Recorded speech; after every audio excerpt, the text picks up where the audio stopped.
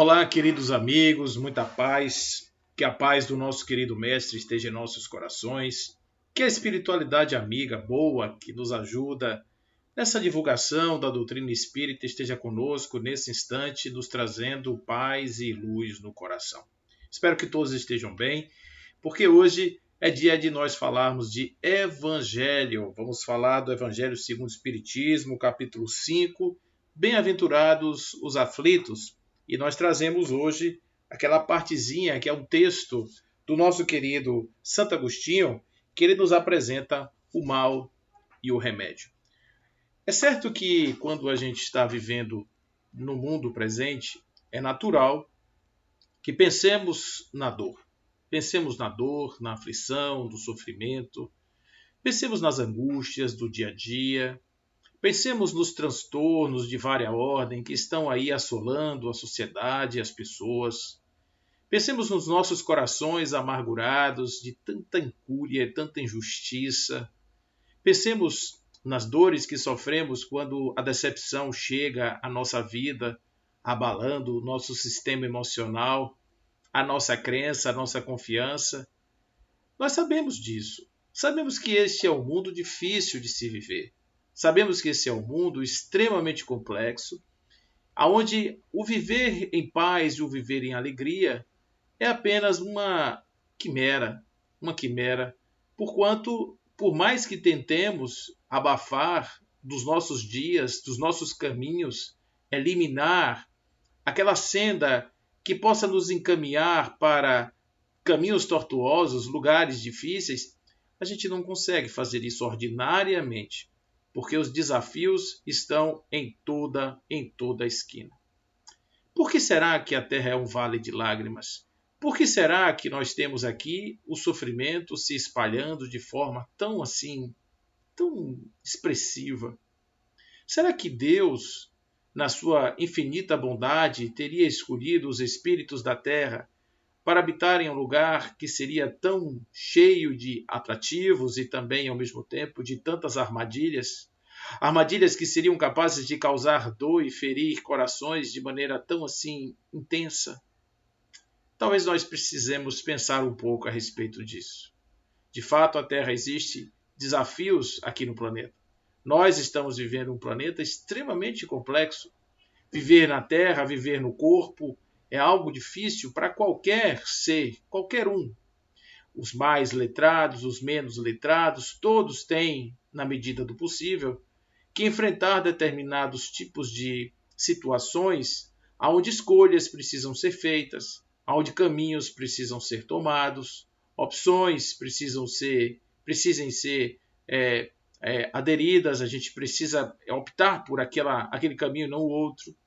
Então é fato que viver é uma arte de fazer escolhas. Escolhemos o tempo inteiro e na medida em que escolhemos, somos guiados para determinados lugares que às vezes são bons e outros que não são.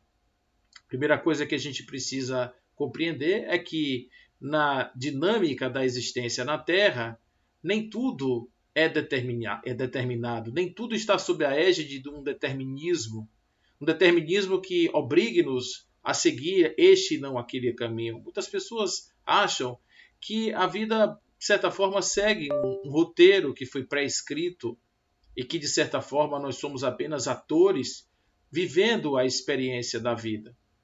Em verdade, nós somos os atores, sim, mas somos os autores também. Os autores da obra em que nós representamos aqui na Terra enquanto personagens, o script é desenhado por este ser.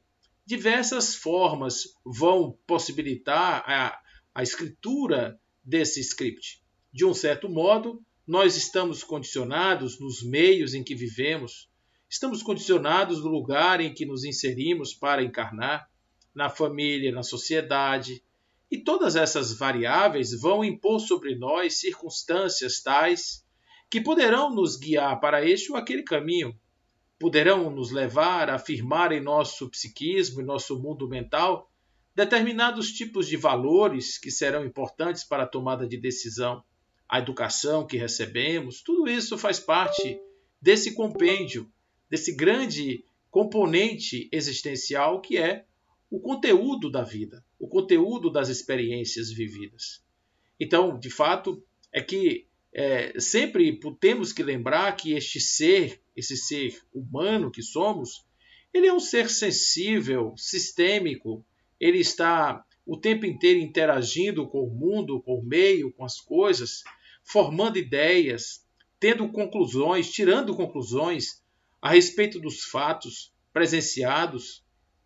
E tudo isso, claro, que vai representar para ele a construção de um modelo mental através do qual ele enfrentará a sua vida. O que quero dizer é que, por mais que tenhamos crenças que nos apontem para determinados tipos de situação, como castigo, por exemplo, no fundo nós somos sempre os autores das nossas próprias escolhas. Agora, como nós escolhemos, isso depende um pouco das circunstâncias nas quais a nossa encarnação se dá. Aquilo que nos é apresentado como valor máximo, de repente pode ser a porta que se abre para um determinado caminho. De repente pode ser a porta que se fecha a uma desdita. Depende muito desse conteúdo e depende, claro, de cada um na sua construção pessoal. Mas existe um componente para além da nossa experiência, da nossa mundivivência e da nossa mundividência, que está nos forçando também a existir e a deliberadamente resistir às atrações e às circunstâncias do mundo, que é o espírito. Nós somos espíritos vivendo experiências humanas e, portanto, nós seremos sempre aqueles entes de vontade enquanto espíritos, porque nós sabemos o que escolhemos. Nós sabemos por que decidimos estar nessa ou naquela família, ou naquele contexto social e não no outro. Nós sabemos por que as nossas experiências foram essas e não as outras. Nós sabemos disso, espiritualmente falando. Mas quando encarnados, somos um tanto quanto obliterados dessa capacidade de percepção, temos a perda dessa capacidade de ciência das escolhas, e nos submetemos tão somente ao ciclo dos dias, das circunstâncias da existência, achando muitas vezes que o fato de estar nesse e não naquele outro lugar tenha sido obra de um terceiro, quando em verdade, muitas vezes, fui eu mesmo quem escolhi deliberadamente estar naquele ponto e não em outro. O que me leva, então, a fazer uma pergunta que talvez os outros possam já ter feito e cada um de nós certamente já deve ter feito pelo menos uma vez na vida. Por que, ao invés da dificuldade, nós não escolhemos estarmos nascidos em um lugar mais tranquilo, em uma região mais desenvolvida? Por que ao invés de nascer naquela casa de pais tão distantes, nós não optamos por nascer em casa de pais amantíssimos, amorosos? Por que não, em épocas difíceis, nós encarnamos quando poderíamos esperar alguns anos para não nascer no meio das guerras, das privações? Se somos os entes da nossa encarnação, por que a gente escolhe tão mal? Se a gente for olhar do ponto de vista da perspectiva humana, se a gente for olhar do ponto de vista da perspectiva da carne, se a gente for olhar do ponto de vista da matéria. Mas essa história, ela começa um pouco atrás. O que os espíritos nos explicam é que nós somos seres criados simples e ignorantes. O que significa isso? Que não sabemos. Bom, não sabemos o quê? Não sabemos, por exemplo, que nós somos espíritos. Nós não sabemos, por exemplo, o que nós somos capazes de fazer. Nós não sabemos, por exemplo, das faculdades intelectuais. Nós não sabemos de nada a respeito do mundo, das existências. É como se, de repente, uma espécie de emanação de Deus que revestisse a possibilidade de uma individualização, de uma vida individualizada, se tornasse capaz de conhecer a si mesmo, conhecer ao mundo. E a partir daí, por múltiplas instâncias existenciais, essa identidade, essa individualidade vai passando nesses cenários, adquirindo características tais em cada um deles, que vai lhe facultar a possibilidade de uma compreensão alargada sobre si mesmo. É como se o poder, vamos chamar assim, dessa entidade individual pudesse vir a ser despertado ou fosse gradativamente despertado na medida em que o conhecer se desce. Na medida em que o indivíduo vai conhecendo a si mesmo, compreendendo o sentido da existência, essa coisa vai ganhando, se alargando em possibilidades. E a partir daí, nós vamos fazendo aquilo que é conhecido como atualização de potência. Atualização de potência significa exatamente isso: o sujeito ser capaz de ser aquilo que ele pode ser, de fato. O poder ser é uma faculdade que vai estar dormente, adormecida, vai estar aí íncita no ser, o tempo que for o suficiente para que ele possa descobrir que ela lá se encontra. Porque até que ele faça essa descoberta, muitos erros ele vai cometer. Uma das coisas mais incríveis que nós fazemos aqui na Terra, por exemplo, a partir do momento em que nós somos instados a nos perceber como seres conscientes, racionais, seres inteligentes, é dominarmos ou tentarmos fazer o domínio sobre aquilo que está sobre as chamadas leis divinas. As leis divinas, elas não estão absolutamente sob nenhum tipo de critério, sob nenhum tipo de análise, elas não estão afeitas ou sujeitas às vontades humanas. As leis, elas são inexoráveis, elas são imutáveis, elas são perfeitas, elas não se modificam em hipótese alguma. E nós, que estamos observando esse fenômeno muitas vezes, não aceitamos que essas leis se expressem daquela forma. Muitas pessoas acham que não, que o certo é daquele outro jeito e não daquele que é. Que aquela forma que está parecendo ser talvez seja uma explicação tacanha, apressada, infantilizada, talvez seja resultado de um dogma, de uma fé, de um critério qualquer outro, que não seja a verdadeira verdade. Afinal, nós aprendemos que esta coisa de verdade, no fundo, também é uma quimera, porque nós, ao sabermos de algo, só sabemos o que percebemos daquilo que percebemos. Nós só sabemos aquilo que nos toca, que nos chega, que consegue invadir o nosso campo mental, sensibilizar a nossa inteligência e fechar uma conexão baseada nos nossos conhecimentos, na nossa capacidade de discernir.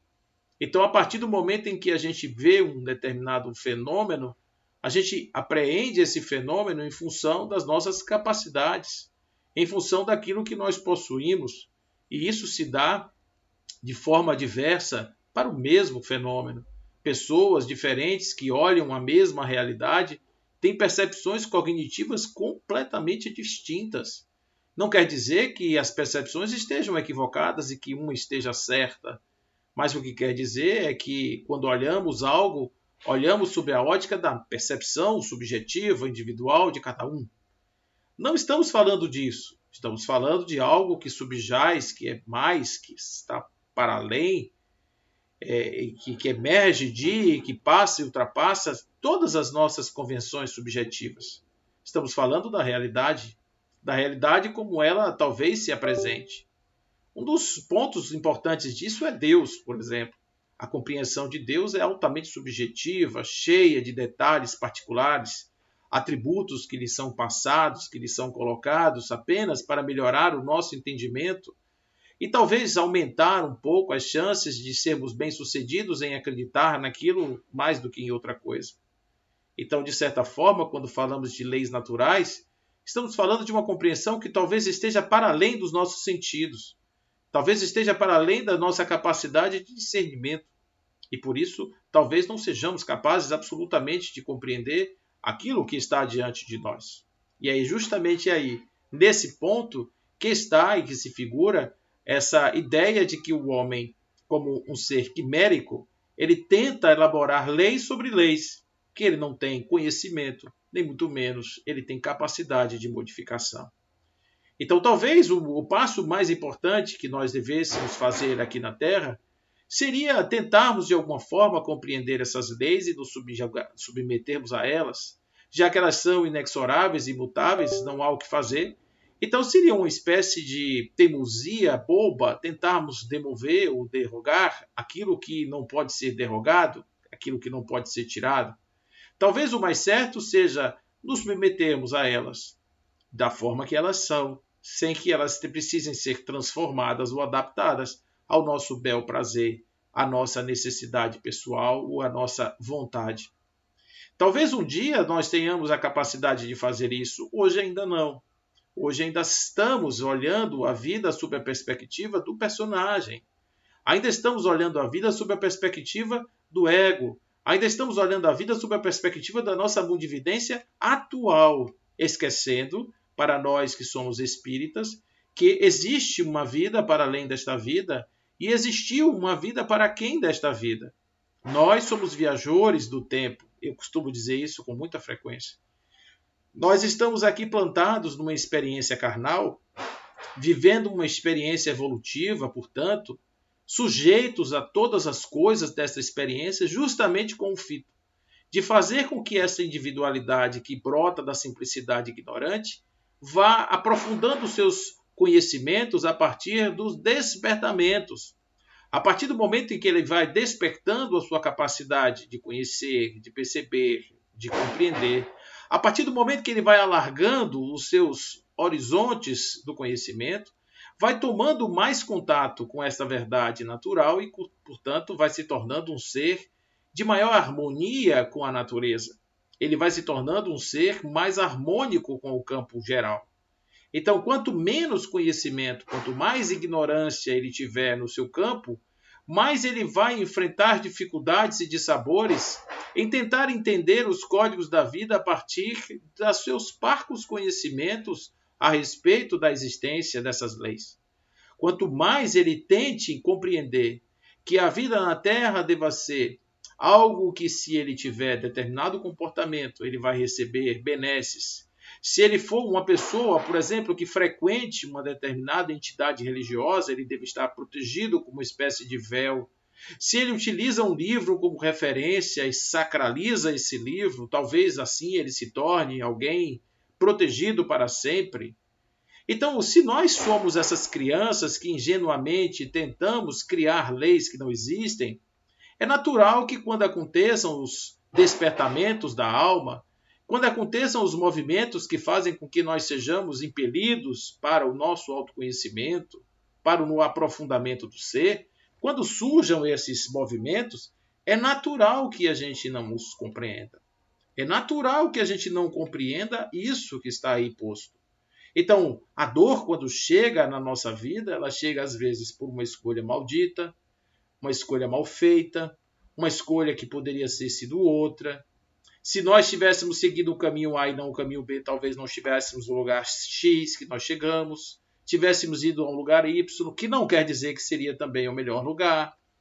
Talvez tenha sido necessário passar pelo lugar X para que pudéssemos aprender sobre um determinado algo de nós outros que nós não poderíamos se não tivéssemos tido aquela experiência. Então observe que cada pedaço da nossa vida tem sempre um sabor de saber. Um sabor de saber. Tem sempre uma experiência aguardando em cada esquina o ser que precisa conhecer, como dizem os espíritos, que para atingir a perfeição, o espírito tem que ser conhecedor de tudo. E ser conhecedor de tudo significa virar-se ao avesso muitas vezes, experimentar-se em diversas formas muitas vezes, até atingir um grau de conhecimento de si mesmo que esteja para além daquilo que é a reles percepção cotidiana do dia a dia. Então, se nós achamos que estamos protegidos e de repente eis que o mal bate à nossa porta, o que foi que aconteceu? Deus nos abandonou? Fizemos algo errado? Será que aquilo que eu acreditei não estava, de certa forma, prometendo algo que podia entregar? Será que eu fui enganado pela minha fé? Será que aqueles que estavam propugnando, de repente, a minha salvação eram apenas embusteiros, que não queriam nada outra coisa que não fosse tirar de mim algum favor? E começa a vir, então, aí um certo processo destrutivo em relação à construção da fé que eu construí anteriormente na minha capacidade de superação dos problemas. Em verdade, eu não me revesti de uma força capaz de resistir aos problemas, eu apenas e tão somente confiei que alguém pudesse os resolver por mim. E quando isso não acontece, a decepção, a dor, o sofrimento acontecem de maneira grandiosa. Quando eu não tenho essa percepção, Eu simplesmente acho que tudo isso é uma bobagem, que não deve acreditar em nada. Eu sou um ateu, eu não acredito em nada disso. Então a dor chega e eu começo a compreender que a vida realmente não é boa. A vida é ruim. A terra é um vale de lágrimas. A minha vida é uma porcaria. Eu não tenho nenhum prazer, eu não tenho nenhuma satisfação, nada que possa, de certa forma, me tirar desse mundo de tristeza, de vale de lágrimas. E quanto mais parece que a gente entra nesse lugar, mais esse lugar se torna confortável, porque a gente começa a justificar muitas coisas, transportando a responsabilidade para outros, para terceiros, fazendo com que a nossa vida seja simplesmente um objeto de observação daquele que está ali vitimizado, problematizado por conta de uma incúria alheia. E, em verdade, isso também é algo que precisa ser revisitado.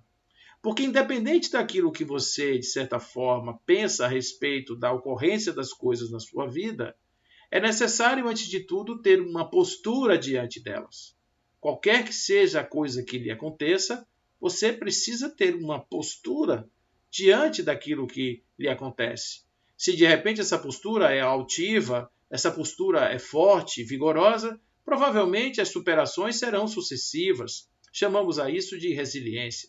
A capacidade do indivíduo de dobrar como um bambu e ir quase ao chão sem quebrar. O bambu, ele é muito inteligente, é uma construção fantástica. É uma demonstração inequívoca da inteligência de Deus. Observe que o bambu ele é tão resistente que ele é usado em varas para pescar, ele é utilizado em andaimes para sustentar prédios. Ele, quando está na sua posição vertical, ele é uma coluna de concreto e ferro. Ele tem toda a resistência. Porém, quando ele está sob a ação do vento, se essa resistência fosse posta contrariamente ao vento, ele romperia, ele perderia a existência. Então, o que ele faz? No momento em que o vento vem e bate no bambu, o bambu verga e vai quase ao chão. Mas ele não perde as suas características em fazendo isso. Ele apenas compreende que naquele momento é a hora de ceder. Naquele momento é a hora de deixar-se abater, para depois voltar ao seu lugar, para depois recuperar a sua condição natural. Então observe que a natureza nos ensina isso ordinariamente. As plantas fazem isso. As grandes árvores, quando resistem à ação da chuva e do vento, elas quebram, elas caem simplesmente. Porque elas são a prova também de que quando resistimos à ação das coisas, sem tentar compreender que ali, aonde está a nossa força, onde está a nossa atuação e como nós devemos atuar diante daquilo, então, se nós não temos essa compreensão, vamos tentar combater aquilo de uma forma tal, com instrumentos às vezes ineficazes, porque não são da raiz das coisas, não estão na gênese do problema, estão fora disso, estão na maneira equivocada como eu vejo o problema, eu me coloco diante dele. Então é preciso ter uma atitude, uma postura diante das coisas. Por outro lado, há uma postura, conforme já falei, que é a postura daquele que se subjuga, aquele que se deixa abater. E fica numa posição de braços estendidos para o alto, pedindo ajuda, pedindo mãos caridosas que lhe sejam estendidas para lhes tirar daquele lugar, daquela situação pavorosa em que se encontra. Então, essa situação também é uma situação típica, mas é outro tipo de atuar diante do problema. Naquele lugar, o sujeito simplesmente não reconhece sua força, ele reconhece a força do seu oponente e torna-se ineficaz qualquer movimento seu, então ele simplesmente desiste, como muitas pessoas desistem de viver. Então a vida vai ficando, o sabor da vida vai ficando mais amargo ou doce, muito mais em função da maneira como eu vivo, da maneira como eu vejo as coisas, do que da maneira como as coisas são. Muitas vezes o vento que faz vergar o bambu é o mesmo que destrói a árvore. A diferença é que a árvore no dia seguinte está destruída e o bambu está no seu lugar. O que mudou foi a forma como que fizemos diante da circunstância, foi a maneira como atuamos diante das circunstâncias. Então, o texto do Evangelho nos fala sobre isso. Nos fala sobre o mal, que é alguma coisa que está aí para um despertamento, que está aí para nos trazer a reflexão, que está aí para nos trazer a capacidade de sermos chamados a atenção em um determinado ponto. Então, quando você vai num shopping center, por exemplo, com alguém, e alguém quer lhe mostrar alguma coisa, e diz, fulano, olha aquilo. Aí você tira o olhar de onde você está e olha. Mas precisou que alguma coisa lhe estimulasse a fazer esse olhar. Senão, a passagem seria ao largo, seria passada ao largo, sem prestar atenção nos detalhes que estavam ali no entorno. Então, isso realmente é algo que a vida faz pelos seus despertamentos naturais, esses chamamentos para que os objetos sejam, as ações, as circunstâncias sejam vistas, sejam percebidas. Isso é importante a gente valorizar isso. Quando essas coisas estão no nosso caminho mais próximo, que são aqueles anteparos que impedem muitas vezes de saltarmos, de irmos adiante, nós podemos também estar diante de um obstáculo que poderá ser rechaçado, ou poderá ser tentar simplesmente se destruir, ou podemos simplesmente olhar para ele e tentar compreender qual é o seu papel naquele lugar em que ele se encontra. E a partir daí, a gente toma a decisão de circundá-lo, passar por cima, fazer qualquer outra coisa de maneira tal que os efeitos daquele obstáculo sejam anulados. Podemos tomar qualquer medida. Agora, o grau evolutivo da pessoa vai determinar qual será a maneira como ele vai ultrapassar isso aí. A maneira que ele vai ultrapassar esse obstáculo será diretamente ligada ao seu grau evolutivo. Quanto mais evoluído ele estiver, esse anteparo será de menor importância. Por quê? Porque o indivíduo que transita nessa escala evolutiva, ele começa a ter uma percepção de um vir a ser, ele começa a ter uma percepção do porvir, ele começa a entender, intuir sobre para onde ele vai, qual é o seu objetivo maior. Ele começa a ter um vislumbre da sua grandeza. Ele começa a ter uma percepção da sua grandiosidade interior, das suas potências de alma. Então, o indivíduo que chega nesse lugar, ele já tem algo nele que permite que ele consiga buscar forças aonde eventualmente poderiam não existir mais. Ele começa a ter a possibilidade não de menosprezar o tamanho do obstáculo, mas de entender a relativa posição do obstáculo em relação ao objeto maior, o objetivo maior que ele tem a conquistar. Então, o que é um furo no pé, um espinho, quando você está diante de um pomar e que está próximo de pegar uma fruta saborosa que vai encher a sua boca de sabores? O que é um furo de espinho diante do sabor próximo que está ali?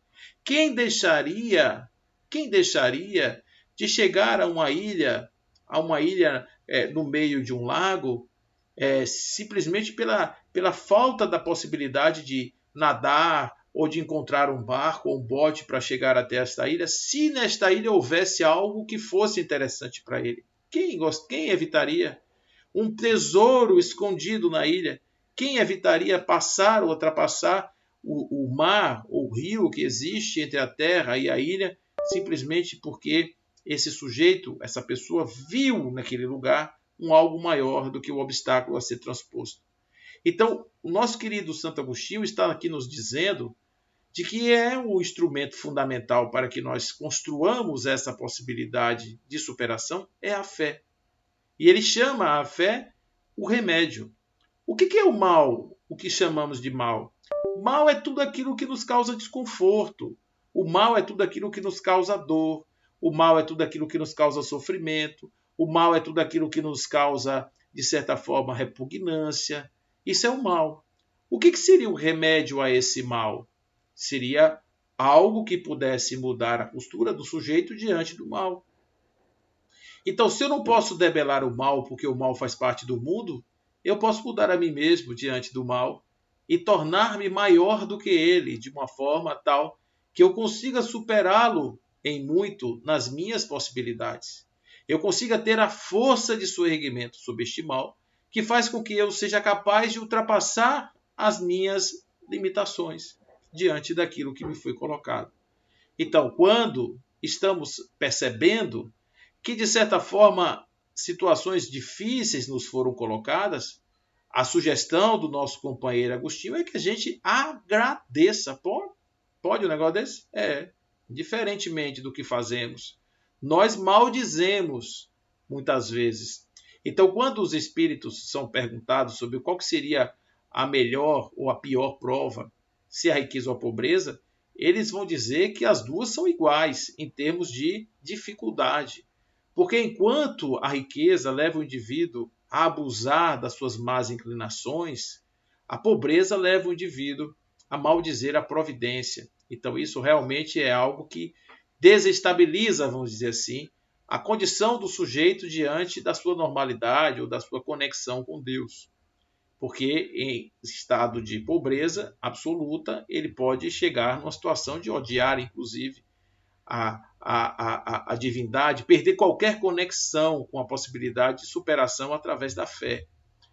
Então observe que não é o problema em si, não é a dor em si, não é a questão em si que está sendo posta, é muitas vezes essa minha dificuldade de perceber. Então chegou um problema, o problema é grandioso, significa que aquilo para mim é uma oportunidade imensa de crescimento.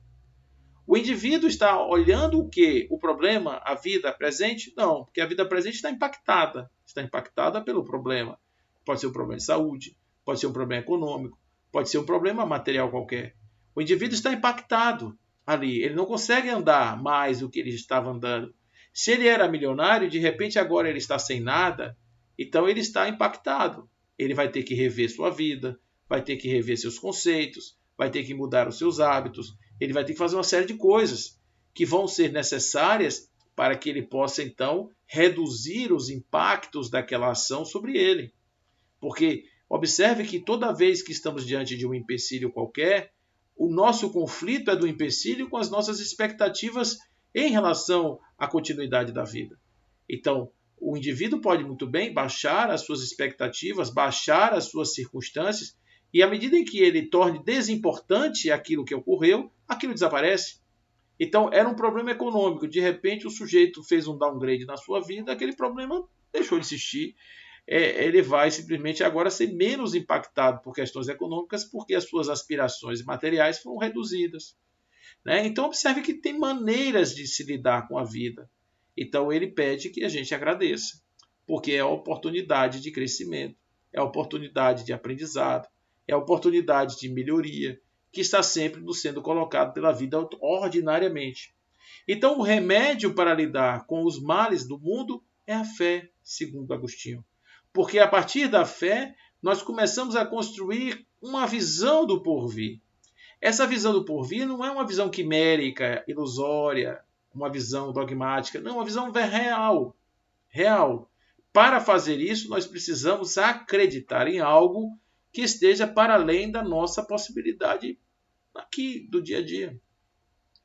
Nós precisamos entender que somos mais do que esse corpinho de carne e osso submetido às injunções de um campo material e de pessoas más do mundo. A gente precisa entender que o espírito ele tem uma viagem maior do que a do corpo. A gente tem que entender que o nosso estágio que nós estamos vendo de sociedade hoje, as diferenças sociais, as questões hoje todas que estão sendo colocadas, a gente está vendo isso hoje por uma razão muito simples. Por uma razão muito simples, nós estamos vendo isso porque esse é o padrão evolutivo do planeta que nós estamos. Isso é o padrão evolutivo da sociedade em que nos metemos. Nós também certamente estamos nessa mesma gradação evolutiva. Então é por isso que somos tão impactados pelos problemas daquela natureza, que são típicas, são construídos tipicamente por pessoas que estão nessa condição evolutiva. Então, a partir do momento em que a gente começa a agradar para ir a um ponto maior, e é preciso a experiência para que nós possamos fazer isso, né? Então, um atleta, por exemplo, ele só sabe se está apto a uma determinada prova quando ele faz a prova. Ele precisa fazer a prova, ele vai fazer uma maratona, ele tem que correr os 42 quilômetros antes da prova muitas vezes. Ele vai soltar, fazer um salto em altura, ele não vai ficar tentando ver se no dia da prova ele vai conseguir fazer, ele tem que saltar aquilo muitas vezes antes. Então, para que de repente um determinado obstáculo seja superado, nós precisamos nos preparar para ele. E à medida em que ele nos é colocado, a posição, ao invés de ser nos diminuirmos diante do obstáculo, é nos engrandecermos diante dele e agradecermos pela oportunidade de estarmos sendo elevados. Então não vai mudar o obstáculo, ele vai continuar existindo, porém eu serei outra pessoa. Por isso o remédio. O remédio não vai remover o obstáculo. O remédio seria um raio que iria remover o obstáculo. O remédio seria uma mega-sena no momento da dificuldade econômica. O momento seria, de repente, um milagre no momento da doença. Esse seria uma alternativa de eliminar, digamos assim, um anteparo, o obstáculo, sem esforço, sem esforço. Mas a outra possibilidade, ao invés de você tentar superar o obstáculo intransponível, é você modificar sua relação com ele, torná-lo desimportante, porque à medida em que ele seja desimportante, você passa por ele. Ele só vai ser anteparo porque ele estará segurando suas expectativas em relação àquele eixo que ele está ali. E é justamente aí que a vida vem nos ensinar. É por isso que é remédio para os males, e o mal também é em si um remédio, na medida em que ele é um elemento despertador do espírito, que age no sentido de trazer para o espírito a possibilidade de uma compreensão alargada da vida. Então, somos hoje ordinariamente convidados o tempo inteiro para fazermos essa mudança em relação às nossas condições diante da vida. Mudar a nossa vida, mudar a nossa visão da vida, mudar o nosso comportamento diante da vida, fazer com que as coisas que estão nos acontecendo sejam ordinariamente postas nos seus devidos lugares. A partir do momento em que a gente passa a conhecer mais um pouco sobre a nossa vida, sobre a nossa existência, sobre a nossa condição, sobre aquilo que nós estamos. Então, estamos falando isso para encarnados e estamos falando também para desencarnados, porque os desencarnados também estão na mesma condição que nós, ainda iludidos por algumas percepções, ainda cheios de muitas expectativas quiméricas, ainda construindo ilusões de que somos capazes de legislar sobre as leis divinas, que somos capazes de fazer coisas que não estão ao nosso alcance, que são simplesmente para além das possibilidades do espírito. Então achamos tudo isso. Os encarnados estão achando, os desencarnados estão, e é por isso que nós estamos todos juntos aqui nesse planetinha, que ele tem tantos atratores que ele é um cenário de habitação perfeito para esse tipo de experiência, porque ele é cheio dessas armadilhas telúricas. Armadilhas telúricas, que são esses atratores que nos levam a nos fixarmos de maneira exacerbada a determinadas coisas, e com essa fixação a gente então estabelece os nossos pontos de sofrimento, como diria Buda. O homem sofre porque se apega àquilo que não lhe pertence. À medida em que ele se liberta da sua posse ilusória, ele torna-se menos sofredor, porque deixa as coisas passarem sem se afixar às coisas. Isso não é desprendimento desidioso, nem muito menos falta de amor. Não é isso. Né? É uma outra coisa. O que ele está nos chamando a atenção é que, ilusoriamente, quando nos apegamos àquilo que não é nosso, obviamente que nós vamos ter algum tipo de impacto quando aquilo, pela sua inexorável condição de impermanência, sumir da nossa frente. Então, observe que, de novo, mais uma vez, a postura diante do fato, às vezes, é muito mais importante do que o próprio fato. O fato como elemento despertador da nossa condição. O fato como elemento que nos leva à possibilidade de uma compreensão ampliada sobre nós mesmos.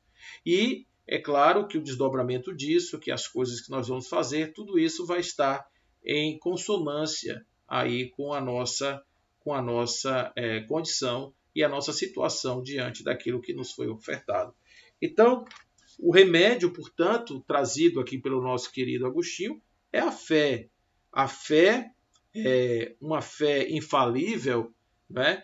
É uma fé inabalável, uma fé forte, e ele dizendo que para esse tipo de coisa, né, para esse tipo de mal, de obsessão, de coisas do mundo, só existe um remédio, que é a fé, né, é o olhar para o céu, no sentido figurado, claro, aqui. Né? Se no acesso dos vossos mais cruéis sofrimentos a vossa voz cantar ao Senhor, o anjo à vossa cabeceira de sua mão vos mostrará o sinal da salvação, e o lugar que deveis ocupar um dia. Olha o que ele está dizendo aqui. Não é resolver o problema, é dar um vislumbre do que virá depois. Dar um vislumbre do que nos aguarda.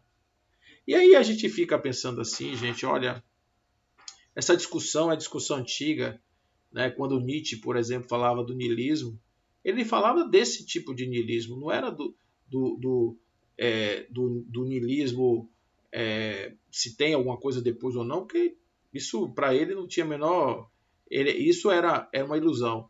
Para ele, o niilismo era negar a vida, não a morte, não depois da vida. Então, quando se apresenta ao sujeito algo que está além da vida e diz: ó, isso aqui é o que se vai alcançar através de inúmeras reencarnações. E o sujeito vê o tamanho daquela conquista, ele se enche de alegria e passa a ter força para superar todas as coisas. A vida na Terra é uma passagem muito rápida do espírito, porque a gente, como personagem, a gente acha que ela demora, mas ela é uma passagem muito rápida do espírito. Portanto, nesse contexto da fé, essa característica temporal ela se dilata e ao invés de olharmos somente a encarnação, a gente vê a viagem do espírito na direção da sua perfeição. A fé, né, é o remédio certo do sofrimento, diz Agostinho. Ela mostra sempre os horizontes do infinito, diante dos quais se apagam os poucos dias sombrios do presente. Aquilo que você está sofrendo hoje, que você está vivendo hoje, fica pequeno e fica rápido em função das perspectivas todas que estão pela frente. Uma coisa importante aqui a ser dita. Muitas pessoas acham que, por conta disso, o ideal seria abreviar o tempo na Terra, porque aí seria uma forma de acelerar essa vivência. Não é verdade, porque é importante que nós aproveitemos cada segundo aqui do planeta para aprendermos mais e mais, porque se perdemos aquela oportunidade que nos foi dada para fazermos a nossa construção, se tentarmos de alguma maneira ilusória abreviar a passagem pela Terra em nome de uma suposta condição melhor no plano espiritual, teremos perdido um espaço enorme de aprendizado, justamente que vai encurtar, observe, embora alargue um pouco o tempo na Terra, que possa parecer um pouco mais até de complicação, mas encurta o tempo para estarmos diante da nossa situação. Né? Não vos perguntei mais, pois, qual é o remédio que precisamos para curar a chaga, a úlcera, etc. Recordai que aquele que crê, é forte pelo remédio da fé, e aquele que duvida, segundo a sua eficácia, ele é punido. Como ele é punido? Ele é punido pela grandiosidade dos problemas. Ele é punido pelo fato de que os problemas se avolumam, crescem, se agigantam diante dele, deixando aquele que está numa situação complicada ficar numa situação. Né? Quem não tem, como diz o outro, quem não tem a visão, vê um problema, acha que aquele problema é enorme, grandioso, mas quem realmente acredita na capacidade de superação, na capacidade de engrandecimento, de aprendizado, mas e confia nisso, entrega a sua vida claramente a Deus e agradece a tudo que lhe acontece, tudo de bom e tudo que não é muito bom, até as coisas que são mais difíceis. E ele termina o seu texto dizendo assim: felizes aqueles que sofrem e que choram. O sofrimento, muitas pessoas interpretam isso aqui erradamente, dizendo que o sofrimento aqui está sendo atenuado e que o ser humano na Terra está sendo pacificado por conta de uma promessa de um futuro incerto. É aí que entra a fé. Porque não estamos falando de um futuro incerto, estamos falando de uma certeza. Não estamos falando de uma proposta, de uma promessa, de algo que iluda a mente humana. Estamos falando de uma coisa que nós temos hoje de absoluta certeza. Que estamos caminhando para um porvir iluminado, estamos caminhando para a perfeição, estamos caminhando para sermos tais quais aquilo que somos, nas nossas condições interiores, nas nossas capacidades íntimas. É isso que nós estamos fazendo, caminhando nessa direção. E ele diz assim, que suas almas se alegrem nesse instante, porque nesse reconhecimento, essas almas serão verdadeiramente abençoadas por Deus. Então, que essa nossa capacidade de superação através da fé, ela possa vir, porque esse mundo está muito complexo, mas ela possa vir não só para podermos diminuir os problemas, mas também para melhorarmos nossa condição de escolha, melhorarmos nossos valores, os valores que nós usamos para tomar decisões, as coisas que nós pautamos, de certa forma, como prioridades em nossas vidas. Então, isso tudo tem a ver com esse porvir, tem a ver com essa visão do futuro, tem a ver com esse novo cenário que está aí se desenhando diante de nós. E é por esse motivo que nós agradecemos a Deus e devemos fazer isso todos os dias, pela vida que temos, seja ela qual for. Então, que a sua vida seja um hino ao seu desenvolvimento e ao seu progresso, e que a sua capacidade de superação seja para todos nós um exemplo de vivência, de coragem, de fé, de conhecimento, e que estejamos todos assim, caminhando para a felicidade em um plano melhor de alegria e de paz. Fiquem com Deus, que assim seja.